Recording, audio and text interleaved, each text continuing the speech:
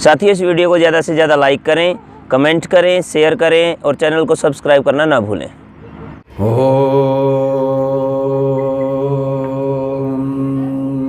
वेनस्तत्पश्यन्निदं गुहां सद्यत्र विश्वं भवत्येकनीडम् तस्मिन्निदं संच विचैति सर्वं सोतः प्रोतश्च विभुः प्रजासु। ॐ नमो ब्रह्मणे नमस्ते वायुत्वमेव प्रत्यक्षं ब्रह्मासि त्वामेव प्रत्यक्षं ब्रह्म वदिष्यामि ऋतं वदिष्यामि सत्यं वदिष्यामि तन्मामवतु तद्वक्तारमवतु अवतु मामवतु वक्तारम्। ॐ शान्ति शान्ति शान्ति। ये बालक हैं पीछे।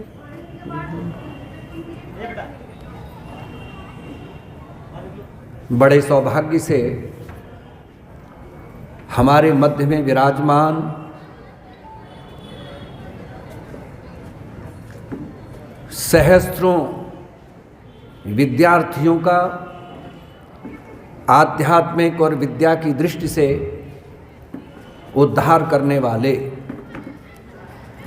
ए बेटा बैठो, समाज को सुरभित बनाने वाले, सुगंधित बनाने वाले, अपने जीवन की संपूर्ण शक्ति से उनमें चेतना की जागृति करने वाले पूज्य स्वामी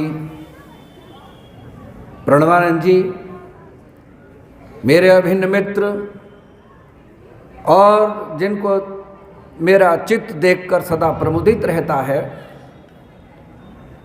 आर्य समाज के अप्रतिम वक्ता और धुरंधर व्यक्तित्व पूज्य स्वामी आर्यवेश जी महाराज और उनके साथ मेरे अत्यंत प्रिय श्री स्वामी आदित्य वेश जी, सम्मानित अन्य सभी विद्वज्जन और इस प्रातःकालीन सभा में बैठे हुए सभी आदर के योग्य हमारे इस विद्यालय की अध्यापिकाएं, मेरे प्रिय सभी बालक बालिकाएं, बेटे और बेटियों,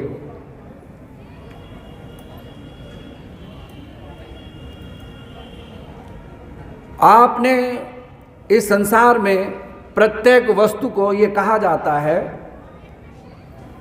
कि जीवन को बड़े हिसाब से चलाना चाहिए।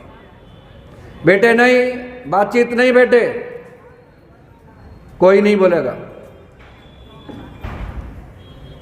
बहुत अच्छी तरह से सुनना, बड़े काम की बात बताऊंगा मैं, और तुम्हारे लिए हमारे अलावा ये बातें बताने वाला कोई मिलेगा नहीं। इसीलिए जीवन को बहुत हिसाब से चलाना चाहिए। बेटा आप एक बात बताओ, हिसाब किसका नाम है? हिसाब जानते हो? हिसाब बोलो। हिसाब नहीं जानते? बोलो तो सही, किसका नाम है हिसाब? अरे यू डोंट नो हिसाब है? दिस इज नॉट बेटा measurement, the mathematics is the हिसाब। मैंने उर्दू का शब्द बोल दिया था। मैथमेटिक्स क्या है बोलो? हिसाब है। तो आप हिसाब से चलाएं, अर्थात मैथमेटिकली अपने जीवन को चलाएं। This is the my question. अब मैथमेटिक्स क्या चीज है? मुझे कोई विद्यार्थी बताए कि सबसे पहले गणित में हम क्या सीखते हैं? बोलो बेटा। संख्या सीखते हैं। और उन संख्याओं में हम क्या सीखते हैं फिर आगे गणित को बढ़ाने के लिए? हैं? वेरी गुड, बहुत अच्छा। गणित के 4 भाग हैं। नंबर एक, प्रथम संख्या तो है ही है मूल में, वो इस समय नहीं बात है। नंबर एक, सबसे पहले जोड़, ठीक है। नंबर दो, घटाना। नंबर तीन, गुणा, मल्टीप्लिकेशन। नंबर चार, क्या, भाग। ये चार चीजें हमारे सामने हैं जो हम देखते हैं। जोड़ किसका नाम है? जो हमारे पास चीज है उस गणित में हम सबसे पहले उनका जोड़ करते हैं। प्रश्न यह है सारी सभा से, सारे बालकों से, मुझे बताओ, है दुनिया में कोई आदमी ऐसा जो बिना जोड़े घटाए? संभव है? बोलो। पहले हम जोड़ न सीखें और घटाना शुरू कर दे, नहीं हो सकता। और बिना घटाए गुणा हो जाए, और बिना गुणा के बोलो तो सही भाग हो जाए, संभव नहीं है। इस सिस्टम से हमको चलना पड़ेगा। मेरे बेटा, मेरी एक बात यदि अच्छी लगे सबको, तो कहीं जीवन में सबको धारण कर लेना चाहिए। All persons who are sitting here I request you to understand this matter. This has been produced by me before you. Everybody should know about it. मेरे मनुष्य के जीवन में सबसे पहले मुझे जोड़ सीखना चाहिए।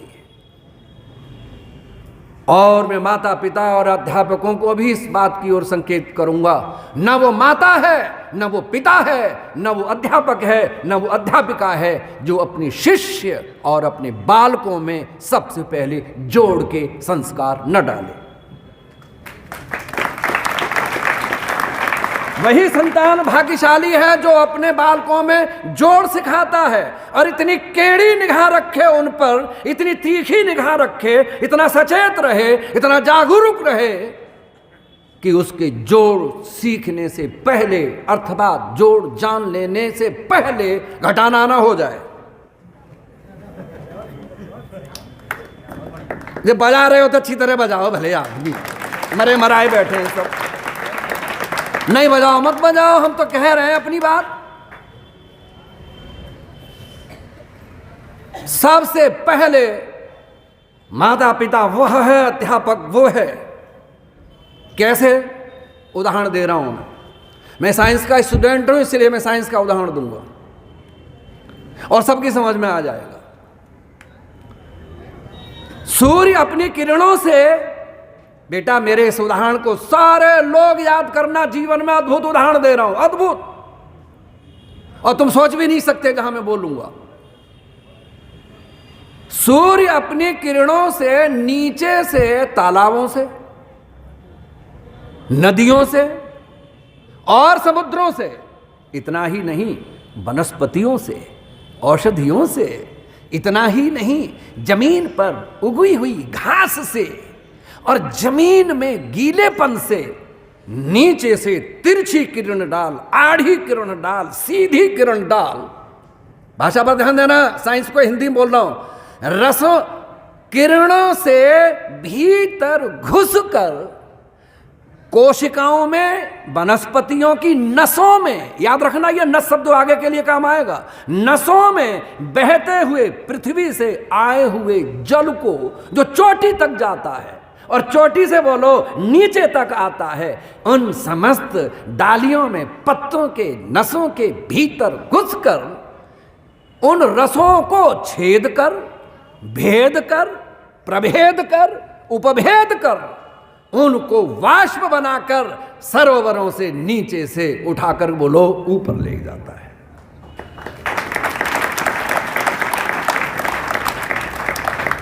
लोगों का विश्वास तो यह है कि सूर्य अपनी किरणों से जब नीचे से जल ऊपर ले जाता है तो पूर्ण रूप से शुद्ध हो जाता है। लेकिन समस्त वैज्ञानिकों के वैज्ञानिक यहां से लेकर वहां तक और वहां से लेकर यहां तक समस्त विद्याओं को जानने वाले अद्भुत वैज्ञानिक महर्षि दयानंद सरस्वती लिखता है, सर्वांश में वो जल शुद्ध नहीं होता। भाषा पर ध्यान दीजिए सब जने, भैया अरुण भाई, सर्वांश में वो जल शुद्ध नहीं होता, अपितु कुछ कुछ शुद्ध हो जाता है। अब मैंने ये सोचा, जब ऋषि ने लिखा कुछ कुछ शुद्ध हो जाता है, इसका मतलब क्या है? इसका मतलब यह है कि अगर नदी साफ है तो साफ भाप उठेगी, अगर नदी गंदी है, तालाब गंदा है, नाला गंदा है, तो बोलो सब जने, गंदी भाप उठेगी। और यही कारण है कि नाले के पास से गुजरते समय बदबू आती है। अच्छी जगह से गुजरने में बोलो तो सही सुगंध आती है। कारण क्या है? भाप जब पानी बनता है तो उसका अंश जो नीचे का गंदगी का है उसे ऊपर उठा ले जाता है। अरे साहब आनंद तो लो, नीचे से सूर्य की किरण वायु को तप्त कर जब फोर्स देता है नीचे से, तो अशुद्धि भी उस जल में मिली हुई बोलो ऊपर चली जाती है। मेरे बेटा, मेरी इज्जत रखना सब जने। चूंकि साधारण बात कहने के लिए इतनी ताकत की जरूरत नहीं है, मुझे पिच हाई इसलिए करना पड़ता है जानबूझकर। मैं जानता हूं कि ये बहुत मेरे लिए अच्छी बात नहीं है, पर मैं समझता हूं मेरे लिए इसलिए अच्छी बात है कि कोई नया चिंतन अगर किसी विद्यार्थी के किसी मन के मस्तिष्क में अगर घुस जाता है और उसकी समझ में आ जाता है, तो मैं कष्ट सह के भी अपने जीवन को धन्य मान लूंगा। इसीलिए मैं ट्राई करता हूं, जान लगाता हूं, अपनी जान शब्द पर ध्यान दीजिए। कुछ कुछ शुद्ध हो जाता है, अर्थात अशुद्ध जल नीचे से भाप बनकर ऊपर मिल जाती है और वो अब बताइए, फैक्ट्रियों से उठे कार्बन में, नालों से उठे पानी के भाप में बोलो गंदगी होगी कि नहीं? और वो पानी में जाकर ऊपर बन जाती है। ना द साइंसेस, इसको हमारे अलावा किसी के कहने की ताकत नहीं है साहब। वर्तमान किसी साइंटिस्ट की औकात नहीं है, वो वायु वह मानता ही नहीं जहां मैं बोल रहा हूं। एक वायु नीचे है, एक वायु ऊपर है। नीचे के वायु को मेघमंडल की वायु कहते हैं, ऊपर की वायु को एक विशेष प्रकार का वायु कहते हैं। ये दोनों वायु आकाश में गए हुए अंतरिक्ष में उस उठे हुए जल को कभी सघन बनाती है, तो कभी विरल बनाती है और कभी तरल बनाती है। और उसको जब घन बनाती है तो घन बादल को कहते हैं, डेंसिटी बढ़ा देती है। समझ आ गई बेटा? Very good. These students are very intelligent, they know how to understand this thing, this matter has been going to you, in you। मैं दावा करता हूं, इस बात का दम है मुझे इस बात को कहने में। मुझे कहीं बिठा दीजिए, मेरा पढ़ाया हुआ बालक अगर दुनिया में मात खा जाए तो मैं अध्यापक ही छोड़ दूंगा, व्याख्यान देना छोड़ दूंगा। सिर्फ मैंने 1 महीना एक यूनिवर्सिटी के कॉलेज में पढ़ाया था। जब मैं इधर से गुजरता था तो विद्यार्थी उधर से आता हुआ तो साइकिल से उतर जाता था, मोटरसाइकिल से उतर जाता था, या खड़े होकर के इंतजार करता था और फिर पैर छू के वहां से जाता था। मेरे जीवन में दम होगा तब तुम्हारे जीवन से कोई प्रभावित होगा, जीवन में दम नहीं है तो कोई प्रभावित नहीं हो पाएगा। इसलिए मैं निवेदन करना चाहता हूं, सुनो बेटा। और जब वो घन बनता है, बादल बनता है, तो आपने देखा होगा कि बादल में बिजली चमकती है। इसका साइंस हम इस समय नहीं बोलेंगे, यह भी हमारे अलावा कोई नहीं बोलता है। विशेष हमने इस पर खोज की और अध्ययन किया है। बिजली चमकती है तो हमने पूछा कि क्यों चमकती है। वो मेरा विषय इस समय छोड़ दो, लेकिन तुमसे इतनी बात कहूंगा, थोड़ी बहुत गर्जना नहीं करती है? बोलो सब जने, बहुत गर्जना करती है। और गर्जना का केंद्र होता है, केंद्र होकर बहुत दूर तक लपलपाती चली जाती है। बोलो है कि नहीं? और पानी को गर्जन के साथ लपलपाती हुई उस सघनीभूत जल के कणों के भीतर घुसकर वो गरजती है। मैंने पूछा, बेटा संभालना सब जने, बात नई है इसलिए सोचना पड़ेगा। उसके भीतर जब गरजती है तो मैंने एक दिन बिजली से पूछा, वेद की भाषा में, तुम इतनी जोर से क्यों गरजती हो? गरजती तुम वहां हो, हिला हमें देती हो। गरजती तुम वहां हो, हरकत यहां हो जाती है। इतना हाई वोल्टेज क्रिएट होता है ऑन दैट टाइम कि दुनिया की पैदा की हुई बिजली मनुष्य के द्वारा उस बिजली के सामने कुछ बेचती नहीं है। जरा सी नीचे आ जाए तो सारी बिजली जो हाई टेंशन 33,000 वोल्टेज है उसको वापिस भेजना शुरू कर देता है, और घरों में जो ऑपरेटर्स लगे रहते हैं उन सबको फूंक डालता है। बोलो है कि नहीं? नीची बिजली है क्या बवाल जो तुमने पैदा की है उस बिजली के सामने? अब प्रश्न हुआ कि इतनी जोर से तो चमकती क्यों, क्यों गर्जन करती हो, ये बताओ। तो बिजली मुझसे कहती है, सुनो बेटा, मैं इतनी सचेत रहती हूं, मैं इतनी जागरूक रहती हूं कि मैं ये देखती हूं इस घन बादल में, मेघ में, जो नीचे से उठकर सूर्य की किरणों से ऊपर को जो कच्चा कार्बन आ गया था। कच्चा कार्बन जानबूझ के बोल रहा हूं। There are 2 kinds of carbon. Number 1 शुद्ध कार्बन, नंबर 2 अशुद्ध कार्बन। मैं शुद्ध कार्बन की चर्चा यहां नहीं करूंगा, वो तो है वहां पर। अशुद्ध कार्बन चिकना का चिकना, अशुद्ध कार्बन चिकना, जो उसमें पानी में मिल गया है। बिजली कहती है अब उसको शुद्ध करने की कोई चीज यहां बोलो नहीं है। मेरी घोर गर्जना, मेरी तड़फन, मेरी ललकन, मेरी आग मुझे भीतर के हृदय की मजबूर करती है कि मैं इतनी जोर से गरजूं। कैसे गरजूं? कि उस पानी में मिला हुआ कच्चा कार्बन, जल्दी बोलो, जलकर राख हो जाए और वो शुद्ध हो जाए, पानी भी शुद्ध हो जाए, और वो शुद्ध पानी ही धरती पर बरसे, अशुद्ध बरसे ही नहीं। और वो राख जो कार्बन हो गया था, वो राख कार्बन खाद बन जाता है वनस्पतियों, और बोलो तो सही, औषधियों के लिए, पृथ्वी के लिए खाद का काम करता है। अब ऋषिदाना सरस्वती लिखती है, अगर वो बिजली न चमके और सचेत न रहे तो पानी में मिला हुआ कच्चा कार्बन कभी शुद्ध बोलो नहीं हो सकता। अब संभालोगे अध्यापक सब जने, बेटा तुम भी। ऐसे ही माता पिता और अध्यापक अपने बालकों के साथ ऐसे अपने घर में और विद्यालय में सचेत रहें जैसे बादल में बोलो बिजली सचेत रहकर हाई वोल्टेज पर क्रिएट होकर वो कच्चे कार्बन की अशुद्धि को जलाकर राख कर देती है। ऐसे ही माता पिता बालक रूपी बादल के भीतर बिजली बनकर घुसकर इतने सचेत जागरूक रहें कि मेरे बालक में कोई भी अशुद्धि आ जाए तो वो जलकर बोलो राख हो जाए और मेरा बालक पवित्र हो जाए। This is my idea for you. Are you like this? बोलो, अच्छा लगा बेटा? यही निवेदन है। और वो जलकर राख होता रहे और मेरे बालक में बाहर की कोई चीज और प्रवेश न करने पाए, सिर्फ गुण ही जुड़ते चले जाएं, कोई और चीज न जुड़ने पाए, ये मैं देखना चाहता हूं। और जब बालक में गुण प्रवेश होते हैं, आप सब जने बोलो, बालक के अशुद्धि दूर होंगी, इसका मतलब है मन की अशुद्धि दूर होगी। बोलो, और अशुद्धि मन की दूर, हृदय की अशुद्धि दूर होगी, हृदय की अशुद्धि दूर होगी तो मन की अशुद्धि दूर होगी, मन की अशुद्धि दूर होगी तो इंद्रियों की अशुद्धि दूर होगी, इंद्रियों की अशुद्धि दूर होगी तो वृत्तियों की अशुद्धि दूर होगी, वृत्तियों की अशुद्धि दूर होगी तो कर्म ठीक होंगे, और कर्म ठीक होंगे तो संस्कार ठीक हो जाएंगे, और समाज भी ठीक, विद्यालय भी ठीक, घर भी ठीक, सब ठीक हो जाएगा। लेकिन हमको ये सचेत रहना पड़ेगा, इसके बिना बात नहीं बनेगी। देखो, सुनो मेरी बात, बेटा सुनना, अगर मेरे जीवन में दम है तो इतना ही बहुत है, देख लेना ही बहुत है।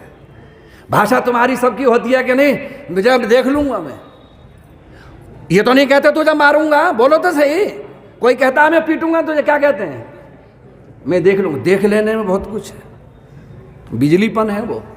अब बेटा मैं आपसे पूछना चाहता हूं, क्या जुड़ेंगे तुम में? गुण जोड़िए, शक्ति जोड़िए, सामर्थ्य जोड़िए, विद्या जोड़िए, और बड़े बूढ़ों से झुककर उनका आशीर्वाद लेने की समस्या को जोड़ दीजिए। इससे क्या फायदा हुआ? मेरे शरीर का भीतर का प्राण मजबूत होता है, मेरे शरीर का बोलो प्राण मजबूत। बेटा, अपने से बड़ों को पैर छूना अच्छा है कि बुरा है? तो क्या आप छूते हैं? ये भी साइंस समझ लो। तू कह रहा है छूते, और तो यूं आज के बालकों से कोई कहे ये जरा पैर छू लीजिए, तो पता है पहले तो सुनता ही नहीं, दोबारा कहो पैर छू लो, तीसरी बार कहो जी पैर छू लिए, अच्छा, तो चौथी बार को पैर छुओ तो मरा मरा जाएगा, और देखो इधर नहीं तरह मुंह तो करेगा यूं, हाथ करेगा यूं, है कि नहीं, बोलो क्यों, तुमने ऐसा क्यों किया बेटा? अब सुन लो मेरी बात, मेरी सुनना, मेरे लाल कैसा है, बोलो सब जने कि स्रोत ऊंचे स्थान से फूटता है कि बहता किधर है? नीचे की ओर, ये इट इज राइट। स्रोत ऊपर से फूटा और स्वाभाविक नीचे की ओर बहता है, और जहां सब स्रोत मिल जाते हैं जाकर उसका नाम बोलना समुद्र। सब जने बोलो क्या है? समुद्र। जैसे सब स्रोत बहते हुए जहां जाकर मिलते हैं, पर द क्वेश्चन इज, स्रोत ऊंचे से फूटता है, नीचे की ओर जाता है, तो जो नीचे की ओर जाता है वो नीचा ही रहता है, ऊपर नहीं होता। नहीं समझ में आई अब भी बात? समुद्र पहाड़ बन जाएगा या पहाड़, जल्दी बोलो, समुद्र बन जाएगा? बोलो तो सही। जैसे पहाड़ समुद्र नहीं बन सकता, समुद्र पहाड़ नहीं बन सकता, समुद्र समुद्र ही रहेगा, क्योंकि वो गहरा भी है और नीचा भी है। समझ आ गई बेटा? ऐसे ही मेरे परिवार के बड़े लोग जो बड़े हैं, मैं उनको इतना मजबूर कर दूं, इतना बोलो मजबूर कर दूं कि उनके हृदय से उठा हुआ वो भीतर का भाग जो भावों का है, उनके मुख से निकलकर, जल्दी तो बोलो, तुम्हारी ओर बहना शुरू कर दे, और सारे समुद्र में वो सारे स्रोत जहां मिल जाएं, वो मेरे बेटे सब उन आशीर्वाद वचनों के, उन गुणों के, उन विद्याओं के मुख से जो निकलती है। बोलो, अध्यापक काय से पढ़ाता है? मुख से। उपदेश काय से दिया जाता है? बोलो, मुख से। ठीक कह रहा हूं ना बेटा? तो मुख से जो वचन निकले वो तुम्हारी तरफ बहें। क्यों बहें? अब सुन लो। क्योंकि जब मेरे ये हाथ नीचे पैरों की ओर झुक जाते हैं, तो बड़ा ही है, बड़ा तो बड़ा ही है। ध्यान से सुनना बेटा, ए बच्चों, बड़ा तो बड़ा ही है, छोटा जब झुक गया वो नीचा बन गया। तो मेरे यहां मैंने पैर छुए थे, यहां से बिजली चलती है, पैर छूने से बिजली चलती है, और मेरे भीतर कुछ करती है उदर में, फिर कंठ से बाहर बोलो आती है, और आंखें और मेरी भावधारा बदलती है कि नहीं? बोलो सब जने, और मेरे हाथ उठकर उसके सिर पर जब पहुंचते हैं, तो वेद कहता है कि वो बेटा जो नीचे सिर झुकाए है, ऊपर उठा हुआ बाप का, दादा का, आचार्य का प्राण उठकर उसके हाथों में आता है, और हाथ में वो स्पर्श नहीं करता, अपितु हाथों में आया हुआ अमृत रूपी प्राण जब अपने बालक को स्पर्श करता है, तो आयु उसकी भी बढ़ जाती है और बुढ़े की भी आयु बढ़ जाती है। तो प्राण यहां से चलकर बाप के प्राण को बढ़ाता है, आचार्य के प्राण को बढ़ाता, और जब यूं सीधा होता है तो मेरे नीचे गए हुए प्राण भी बोलो सीधे हो जाते हैं। बेटा एक बात बताओ, समुद्र नीचा है? हाँ करो सब जने। समुद्र नीचा है पर नीच नहीं है। नहीं समझ में आई बात मेरी?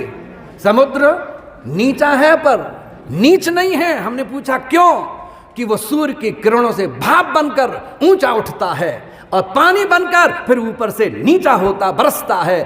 तब वो कहता है कि मैंने अपने अच्छे शिष्यों को उनसे लिया था, अब मैं जो हूं उनके हृदयों पर बोलो बरसूंगा। इसलिए समुद्र नीचा तो है, गहरा भी है, पर बोलो नीचा नहीं है, नीच नहीं है। ये सबसे बड़ी बात। तो हमने क्या सिखाई सबसे पहले आपको? बोलो जोड़। ये जोड़ की प्रक्रिया है। इसके बाद क्या सीखते हो?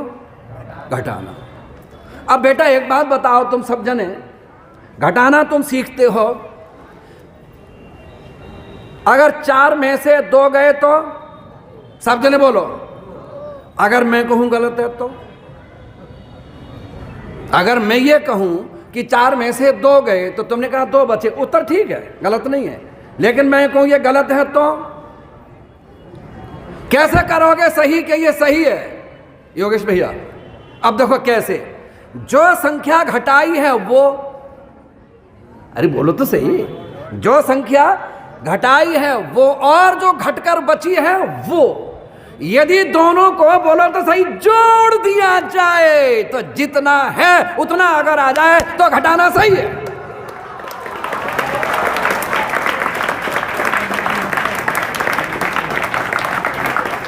इसका मतलब है कि घटाने को सही करने के लिए जोड़ सीखना बोलो आवश्यक था, और बिना जोड़ के घटाना सही सिद्ध नहीं हो सकता। अन्यथा आप चैलेंज नहीं कर सकते किसी को, ये सही है, 4 में से 2 गए तो 2 बचे, जो घटाई थी संख्या वो, जो घटकर बची थी वो, मैंने दोनों को जोड़ दिया, 2 और 2 4 हो गए।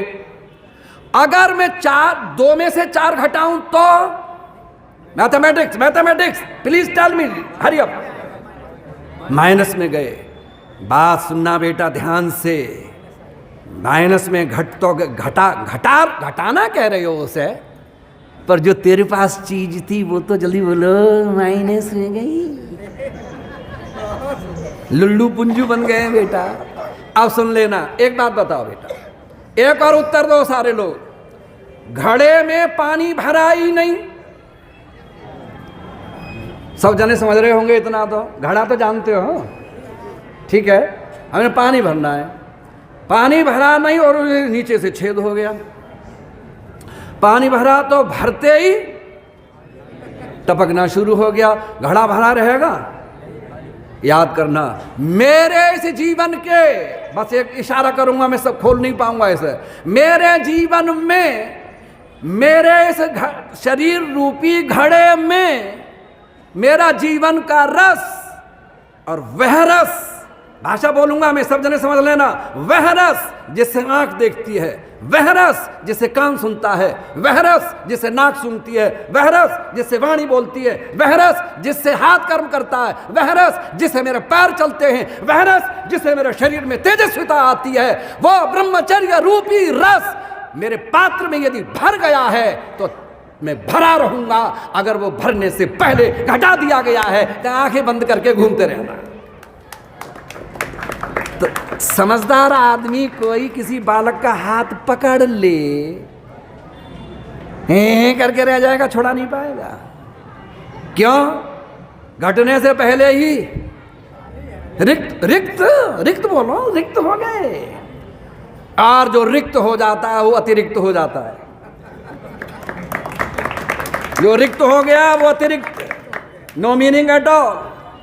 ये मेरा आचार्य सिखाता है, ये जो बैठा है मेरी तरफ, ये देखो, ये आचार्य सिखाता है कि इसकी औकात है बेटा। मैं आपसे पूछता हूं, अगर सूर्य में ये रस न जाए जो पृथ्वी से उठकर सूर्य में जाता है तो सूर्य में तेज नहीं होगा। मैंने भाभा में पूछा था, इसका उत्तर किसी के पास नहीं है। मैंने पूछा, ये सूर्य 2.25 वर्ष से निरंतर निकलता चला आ रहा है, इसके चेहरे पर एक भी मूर्छापन नहीं है आज तक, इसके माथे पर झुर्रियां नहीं है, इसके चेहरे पर थकान नहीं है। जिस रोज जब आता है तो नई ऊर्जा, नया साहस, नई शक्ति, नया दिन, नई शोभा, नई कीर्ति, नई चमक लेकर के प्रतिदिन आता। क्या कारण है? और चुप, तो हमने कहा था पृथ्वी से जाने वाला सोम रूपी तत्व जो है, जिसको मैं तुम्हारे लिए कह रहा हूं, वो इस सूर्य में निरंतर गिरता रहता है, और गिरते रहने से वो भरा रहता है, और भरे रहने से वो सूर्य, जल्दी बोलो, चमकता रहता है। ऐसे ही जिनके शरीरों में वो रस भरा रहेगा, उनका तेज, उनकी आंख, उनका शरीर, जल्दी बोलो, चमकता रहेगा, और नहीं तो मर जाओगे, तुम्हें कोई पूछेगा नहीं। यह है बेटा जोड़ना। अब रही घटाने की बात, तो घटाओ, माइनस में क्यों घटाए? उतना ही घटा लो, जितना जोड़ा है उतना तो जल्दी बोलो बना ही रहे कम से कम। और ही घट गया तो आगे के जीवन में क्या करते हैं? गुणा। 2 धन 2 धन 2 बराबर 6। अब मैं गुणा कर दूं इसको, तो जल्दी बोल, 2 तियां, वहीं ट्रिपल मार दो। इसका मतलब है इतनी जल्दी उसको कर दो जिससे कि जो घटा है वो जल्दी से जल्दी भर जाए और मेरा जीवन फिर ठीक बन जाए। फिर 2 भाग। तो भाग का क्या अर्थ है? जे सन्यासी हमारे हैं ये सारी दुनिया में प्रचार करते हैं, इधर से उधर जाते आते रहते हैं, हम भी जाते हैं। इसका नाम है भाग भाग कर प्रचार करना। भाग भाग कर प्रचार करना, यह है भाग लेना। जहां बैठे हैं वहीं से भाग लेना, दुनिया में प्रचार करना, और नहीं तो भाग लेना। भाग लो संसार छोड़ के, ठीक है बेटा। इसीलिए मैं आप सबसे ये निवेदन करना चाहता हूं, यह शिक्षा का प्रथम चीज है जिसको हमने आपके सामने रखी है। तो शिक्षा का अर्थ मैं सबसे निवेदन करूंगा, अगर ऐसा कहीं मिले दुनिया में, इतिहास में, जैसा मेरे ऋषि ने लिखा है। आज वर्तमान में जो शिक्षा के ग्रंथ हैं, जब उनको पढ़ाते हैं तो वहाँ लिखा है, शिक्षा के बहुत विद्वानों ने बड़ी परिभाषाएं की हैं, पर बड़े दुख की बात है कि आज तक शिक्षा की कोई परिभाषा नियत नहीं की जा सकी है। मैंने नियति परिभाषा नहीं हुई तो परिभाषा क्या है फिर? परिभाषा का क्या अर्थ है? चाहे इधर से चाहे उधर से, जिधर से भी देख लो, जिसकी कोई काट न कर पाए, परितो भाषण तेती परिभाषा। भाषा परिभाषा कहलाती है। क्या है सुन लो। शिक्षा वह है जो मैंने बोला अब तक, जिससे जितेंद्रियता।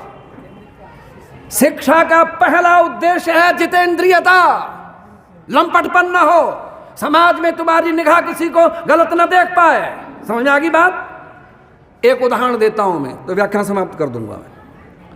मैं यहां पहले लखनऊ में बहुत साल पहले आया था। रिक्शे में दो लड़कियां बैठी जा रही थी, पीछे से दो नवयुवक साइकिल चलाते हुए आ रहे थे। एक पीछे कैरियर पर बैठा था, एक गद्दी पर बैठा हुआ चला रहा था, वो साइकिल चालक था। लड़की का राइट साइड वाली लड़की का दुपट्टा हवा में उड़ रहा था। साइकिल जब गुजरी तो पीछे वाले लड़के ने, दोनों सीटियां बजाते आ रहे थे, उसने उस लड़की का दुपट्टा पकड़ के खींच लिया। आगे जब निकला और फिर ये लड़के जो लोग हैं वो लौट के भी देखते हैं, ऐसा काम करते हैं, तो क्या है इनकी स्थिति। जैसा ही उसने लौट के देखा तो उसने वो चेहरा पहचान लिया और उसमें वो लड़की चीख के बोली, भैया रमेश, ये तुमने क्या किया? तुमको शर्म नहीं आती? तुम मेरे भाई हो, तुमने इन हाथों से मेरी इज्जत लूटी है। अगर तुम्हारे हाथों में मेरी इज्जत सुरक्षित नहीं है तो किसके हाथों में सुरक्षित रहेगी? वो ठहर गया, स्तब्ध रह गया और कहता, अरे ये तो मेरी बहन है, सगी बहन थी वो उसकी। सुनना जरा ध्यान से जो मैं कहना चाहता हूं। और सुनकर घर चलो, आज पिताजी से कहूंगी।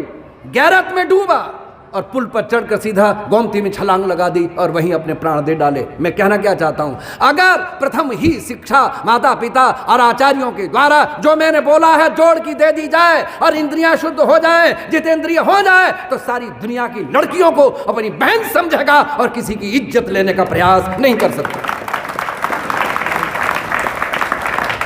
This is the question. You will have to think over it again and again. I request you to all persons who are sitting before me now. मैं आपसे निवेदन करना चाहता हूं। तो मैं निवेदन कर रहा था, शिक्षा वह है जिसे जितेंद्रियता, नंबर 1 धार्मिकता, नंबर 3 सुशीलता आदि गुणों की बढ़ती होती है, जिससे और विद्या के प्राप्त करने में, अर्थात जो आप पढ़ते हैं, साइंस पढ़ते हैं, आदि आदि चीजें, उनको प्राप्त करने में जो मूल कारण बन जाए उसी का नाम शिक्षा है। लास्ट मैं सबसे पहले जब न्यूजीलैंड से ऑस्ट्रेलिया गया तो वहाँ जिस घर में मैं ठहरा था वो घर एक अध्यापक का घर था। उसकी पत्नी भी अध्यापिका थी और वो भी अध्यापक था। तो मैंने उससे पूछा कि तुम जा रहे हो पढ़ाने के लिए, आप मुझे अपना अनुभव बताओ। क्या आचार्य जी? लौट के बताऊंगा। कह रहे हैं जब हम घर से निकलते हैं तो हमें शाम तक घर आना हमें चिंता का विषय बन जाता है। हमारे स्कूल में विद्यार्थी हमें नोच लेते हैं, कपड़े पकड़ लेते हैं, विभिन्न प्रकार की गालियां देते हैं, बदतमीजी से व्यवहार करते हैं और हमारी जान छुड़ानी हमें। और एक दिन जब घर वापस आ जाएं तो हम समझते हैं आज का दिन हमारा ठीक कट गया, जान बच गई। तो हमने पूछा चलो ठीक है, लेकिन एक बात बताओ, कि तुम्हें आज तक के पढ़ाए हुए विद्यार्थियों में कहाँ के विद्यार्थी अच्छे लगते हैं, चीन के, जापान के, जर्मन के, जहाँ के भी लोग आते हैं, रूस आदि के कौन से। तो उसने बड़े हृदय से मुझसे कहा, मेरे बेटा, लास्ट अब नहीं बोलूँगा आगे, भारत से आए हुए विद्यार्थी हमें बहुत अच्छे लगते हैं। मैंने पूछा क्यों? कह रही है तो मुझे नहीं पता, लेकिन भारत से आए हुए विद्यार्थी बहुत लगते। तब मैंने कहा था, भारत चाहे जितना गिर जाए, भारत चाहे जितना खराब हो जाए, पर भारत की मिट्टी के कणों में ऋषियों की, मुनियों की तपस्या की शुद्धता घुली हुई है। उन्हीं से मेरे बालकों के शरीर बने हैं, वहीं के जल से मेरे बालकों के शरीर बने हैं। वो जब आते हैं, बिगड़ भले ही जाएं, लेकिन वो अध्यापक की इज्जत करना बोलो। जानते हैं बंधुओं, मैं जब जाता हूं बाहर तो मेरा छाती से, ये मेरा मन जो है वो गर्व से फूल जाता है। तब मैं कहता हूं, मैं उस भारत का वासी हूं जहां ऋषि मुनियों की तपस्या की धरती बोलो आज भी मौजूद है, कण कण में वो चीज समाई हुई है। इसीलिए मैं चाहूंगा, आपका सौभाग्य है कि इस विद्यालय में तुम आ गए हो। इस विद्यालय की इज्जत कर तुम सब लोग यहां से पवित्र पूत बन करके निकलो, पवित्र पूत सुत बन करके निकलो, और तुम दुनिया का भी नाम भी रोशन करो, अपने माँ बाप का भी नाम रोशन करो, इस गुरुकुल का भी, इसका विद्यालय का नाम भी बोलो, रोशन करो। Now this is the end of my speech. Thank you very much. आप अंग्रेजी दवाओं से परेशान हैं या फिर रोगों से परेशान होकर संसार से उठ जाना चाहते हैं? उठ जाने से पहले नाड़ी वैद्य क्या क्लब आइए और अपने सभी रोगों का आयुर्वेद में सही समाधान पाइए। साथियों, इस वीडियो को ज़्यादा से ज़्यादा लाइक करें, कमेंट करें, शेयर करें और चैनल को सब्सक्राइब करना ना भूलें।